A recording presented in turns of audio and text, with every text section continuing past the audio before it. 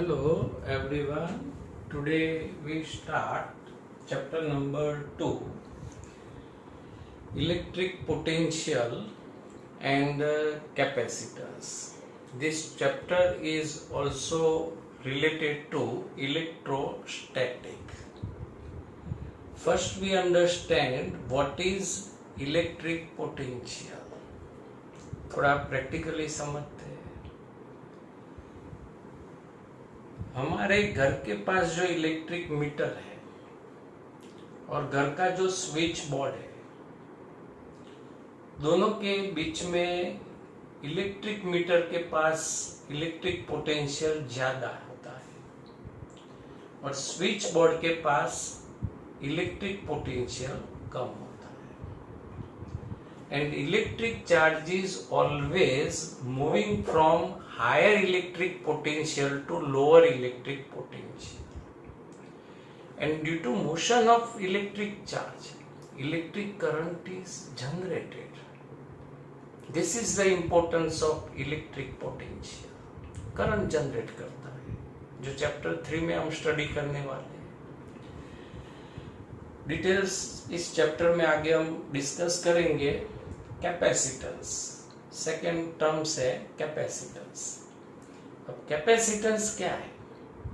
तो जो कैपेसिटर है उसकी इलेक्ट्रिक चार्ज को स्टोर करने की जो कैपेसिटी है उसको कैपेसिटेंस बोलते हैं। अब कैपेसिटर का यूज कहां पर हो रहा है? तो capacitor electric motor, radio, TV, mobile, air condition, computer, सब जगह पर उसका जो नेटवर्क होता है उसमें कैपेसिटर यूज किया जाता है। तो capacitor and its various connection we will discuss in this chapters. Chapter का जो इंट्रोडक्शन है, name the conservative forces. Conservative forces कौन से? तो बच्चों हमें मालूम है कि कंजर्वेटिव फील्ड कौन से है। कंजर्वेटिव फील्ड तो gravitational field, electric field and magnetic field. तो ऐसे फील्ड में जो फोर्सेस एक्ट होते हैं उस फोर्सेस को हम क्या बोल सकते हैं? Conservative forces. तो फर्स्ट कंजर्वेटिव फोर्सेस आएगा gravitational force, second electric force, electrostatic force, third magnetic force और फोर्थ वन है 11 के हिसाब से स्प्रिंग फोर्स। ये सभी फोर्सेस के कॉमन कैरेक्टरिस्टिक है कि सब में फील्ड के अगेंस्ट जो वर्क होता है वो वर्क ऑब्जेक्ट के अंदर पोटेंशियल एनर्जी के फॉर्म में स्टोर होता है और जब एक्सटर्नल फोर्स रिलीज करते हैं तो वही पोटेंशियल एनर्जी काइनेटिक एनर्जी में कन्वर्ट हो जाती है। तो ऐसे सभी फील्ड को कंजर्वेटिव फील्ड और ऐसे फोर्सेस को क्या बोलते हैं? Conservative forces. एक प्रैक्टिकल एग्जांपल देखते हैं बच्चों। अभी कौन सा फील्ड है? Gravitational field, right. अभी एक ऑब्जेक्ट ग्रेविटेशनल फील्ड के अंदर रखा है, इसको वन पोजीशन से सेकेंड पोजीशन पर लाना है। तो आपके पास 3 पॉसिबल वे है। फर्स्ट है कि आप वहां बैठे बैठे इस मार्कर पेन को ऑर्डर करो, वो marker pen please shift on position to, marker pen नहीं आएगी। सेकेंड ऑप्शन है कि आप गॉड को प्रे करो कि oh god please move the marker pen, marker pen shift नहीं होगी।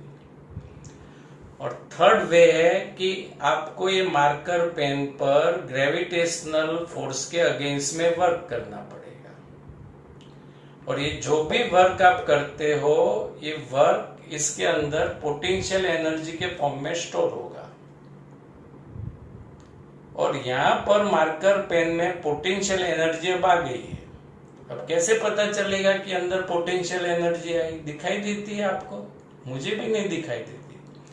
तो यहां से पेन को आप रिलीज कर दो तो ये पोटेंशियल एनर्जी किस में कन्वर्ट हो गई? काइनेटिक एनर्जी में। तो ऐसी कैरेक्टरिस्टिक हो जिस फोर्स में, जिस फील्ड में, वो सभी फील्ड, सभी फोर्सेस को हम क्या बोल सकते हैं? Conservative field and conservative forces.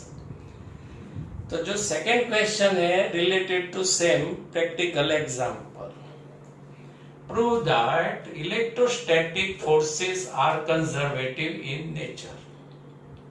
आपको बताना है कि इलेक्ट्रोस्टैटिक फोर्सेस का नेचर कंजर्वेटिव होता है। तो उसको समझने के लिए एक शॉर्ट चार्ज लेते हैं, कैपिटल Q। उसके इलेक्ट्रिक फील्ड में यहाँ पॉइंट यानी पोजीशन 1 पर एक टेस्ट चार्ज रख देते हैं Q। अभी जो टेस्ट चार्ज है उसको यहाँ पोजीशन 2 पर शिफ्ट करना है। 3 possible way, first not possible, second not possible, third. यहां पर जो इलेक्ट्रोस्टैटिक फोर्स लगेगा रिपल्सिव, क्योंकि दोनों प्लस प्लस है, उसके अगेंस्ट में Q चार्ज पर आपको क्या करना पड़ेगा? वर्क, यानी एक्सटर्नल फोर्स आपको लगाना पड़ेगा। तो यहां पर आप लिख सकते हैं कि when an external force does work in taking a charge from point to another against a electrostatic force, आपको एक्सटर्नल फोर्स लगाना पड़ेगा। और ये जो वर्क होगा, work is stored as a potential energy, यानी the work gets stored as a potential energy of the charge. अब यहां पर जो चार्ज है उसको आप रिलीज कर दो, एक्सटर्नल फोर्स लगाना बंद कर दो, क्या होगा? रिपल्सिव फोर्स एक्ट होगा और ये चार्ज वापस पोजीशन 1 पर चला जाएगा। तो यहां पर when the external force is remove, the charge moves gaining kinetic energy and losing an equal amount of potential energy. ये चार्ज है, यहां से आप रिलीज करते हो तो काइनेटिक एनर्जी गेन करेगा, और जो पोटेंशियल एनर्जी हमने दी थी अगेंस्ट वर्क करने में, वो सब टोटल पोटेंशियल एनर्जी लॉस हो जाएगी, और वो टोटल पोटेंशियल एनर्जी यहाँ पर चार्ज में काइनेटिक एनर्जी में कन्वर्ट हो जाएगी। And the sum of kinetic and potential energy is thus conserved and hence electrostatic force are conservative in nature. जैसे आप ग्रेविटेशनल फील्ड में एक्सपेरिमेंट करते हैं, ऑब्जेक्ट को एक पोजीशन से दूसरी जगह पर ले जाओ, पोटेंशियल एनर्जी स्टोर होती है, रिलीज करते हो तो वो पोटेंशियल एनर्जी काइनेटिक एनर्जी में कन्वर्ट हो जाती है। तो सेम कॉन्सेप्ट यहाँ पर इलेक्ट्रिक फील्ड के लिए हमें लिखना है। ओके, समझ लिया? अब what is electrostatic potential energy? 11th में ग्रेविटेशनल पोटेंशियल एनर्जी थी, यहाँ पर इलेक्ट्रोस्टैटिक पोटेंशियल एनर्जी क्या है? बहुत ही सिंपल कॉन्सेप्ट है बच्चों। ये जो फील्ड के अगेंस्ट जो हमने वर्क किया, वो वर्क चार्ज के अंदर पोटेंशियल एनर्जी के फॉर्म में स्टोर होता है, और वही पोटेंशियल एनर्जी को हम क्या बोलते हैं? Electrostatic potential energy. अब ये पॉइंट 1, पॉइंट 2 मैंने ऐसे लिया है। कोई स्टूडेंट है, पॉइंट 1 यहां से दूर ले सकता है, कोई थर्ड स्टूडेंट है तो 1 कहीं पर यहां पर भी पॉइंट 1 रख सकता है। तो सिंपलिसिटी के लिए सभी जगह पर इलेक्ट्रिक पोटेंशियल की डेफिनेशन इक्वल, कॉमन, सेम रहे, इसके लिए ये जो ऑथर्स है उन्होंने ये जो पॉइंट 1 है, for simplicity consider at infinity distance, बहुत ही दूर कंसीडर कर दिया। तो इलेक्ट्रिक पोटेंशियल एनर्जी की डेफिनेशन है the work required to be done against the electric field, the work required to be done against electric field in bringing a given charge q from infinite distance to the given point in the electric field is called the electric potential energy of that charge at that point. VSQ में आ सकता है कि what is electric potential energy. तो यहाँ पर electric potential energy की definition है बच्चों, the work required to be done against the electric field in bringing a given charge, कहां से, from infinite distance to the given point in the electric field is called the electric potential energy of that charge at a given point. Next question, explain electric potential energy. Definition तो हम समझ चुके हैं, वही definition को यहाँ पर mathematically explain करना है, and so that the sum of kinetic energy and potential energy remain constant for electric charge. वो भी कॉन्सेप्चुअल हम आगे समझ चुके हैं, लेकिन यहाँ पर थोड़ा वापस फिर से मैथमेटिकली समझना है. To understand electric potential energy, यहाँ पर एक सोर्स चार्ज ओरिजिन पे रख देना है और फर्स्ट पॉइंट लिखना है कि consider the field vector E due to charge Q place at origin. Consider the field vector E due to charge Q placed at the origin. As shown in figure, bring a test charge Q from point R to a point P. R से P point तक Q charge को लाना है against the repulsive force on it. आगे भी हमने same discuss की थी. One point two the second point था, तो यहाँ पर टेस्ट चार्ज Q को कहां से लाना है, पॉइंट R से पॉइंट P तक, और किस फोर्स के अगेंस्ट में, अगेंस्ट द रिपल्सिव फोर्स. अब रिपल्सिव फोर्स लगता है, उसका रीजन है कि capital Q and small q are like charges, same है, पॉजिटिव पॉजिटिव या नेगेटिव नेगेटिव. लेकिन let us take both capital Q and small q as positive. दोनों चार्ज हम पॉजिटिव कंसीडर करते हैं. In bringing the charge Q from R to P, we apply an external force vector F ext against repulsive electric force vector Fe. बच्चों जब यहाँ पर हम charge को शिफ्ट करते हैं Q को, तो ऐसे इलेक्ट्रिक फोर्स लगता है repulsive vector Fe outside outward direction में, और इसके अगेंस्ट में हमें इस साइड एक्सटर्नल फोर्स अप्लाई करना होता है vector F ext. This means there is no net force.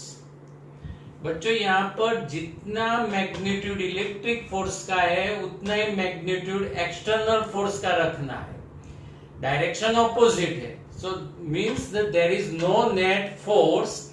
Net force zero है, तो it is brought with slow constant speed and it has a no acceleration. तो हमें मालूम है कि net force zero, Newton second law, net force zero, F is equal to ma. So net force zero, तो acceleration zero, and acceleration zero है तो speed velocity constant होती है. तो यहाँ पर चार्ज पर no net force means it is bought with slow constant speed and it has no acceleration. And in this situation work done by the external force, जो external force work करता है वो gets the fully stored in the form of potential energy of charge Q. जो potential energy का explanation हो गया कि जो फील्ड के अगेंस्ट जो भी वर्क होगा एक्सटर्नल फोर्स के through, it is completely transform into potential energy. अब वर्क के दो रिजल्ट इक्वेशन लिख देते हैं, वो मेमोरी में रखना है एग्जाम्पल और एमसीक्यू के लिए। The work done by external force in moving the charge q from R to P is WRP is equal to integration from R to P vector F ext dot vector dr। बच्चों work के दो equation है, first vector F into vector R, force into displacement for constant force and for variable force. ये Q charge जैसे जैसे यहाँ पर आएगा वैसे वैसे ये जो इलेक्ट्रिक फील्ड का मैग्नीट्यूड है वो चेंज होगा, क्योंकि डिस्टेंस डिक्रीज होता जाएगा और इलेक्ट्रिक फोर्स का मैग्नीट्यूड चेंज होगा, उसके हिसाब से हमें एक्सटर्नल फोर्स का मैग्नीट्यूड भी चेंज करना पड़ेगा। यानी यहाँ पर जो फोर्स है वो वेरिएबल है और वेरिएबल फोर्स के लिए 11 के हिसाब से फॉर्मूला है W is equal to integration from A to B vector F dot vector dr। तो यहाँ पर integration from R to P vector F ext dot vector dr and work done by electric force WRP is equal to minus.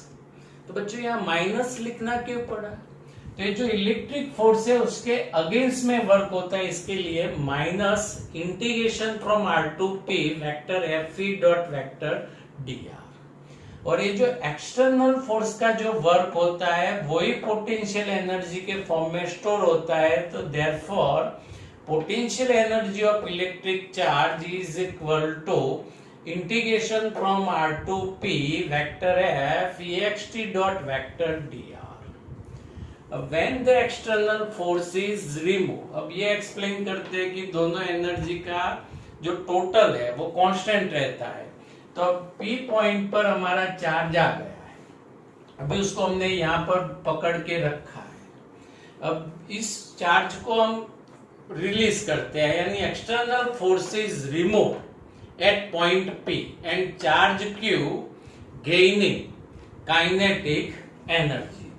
जैसे ही यहाँ पर P point पर charge को release करते हैं तो रिपल्सिव फोर्स एक्ट होता है ऐसे आउटवर्ड डायरेक्शन में और चार्ज वापिस Q की साइड जाना शुरू करता है, यानी charge Q gaining kinetic energy and losing an equal amount of potential energy. जितनी उसके पास पोटेंशियल एनर्जी थी वो सब पोटेंशियल एनर्जी काइनेटिक एनर्जी में कन्वर्ट हो जाएगी। So the sum of kinetic energy and potential energy remain constant. बच्चों ये जो होमवर्क है आपको वन टाइम लिख के मेरे मोबाइल नंबर पे आपको सेंड करना है। Okay, thank you. Have a nice day.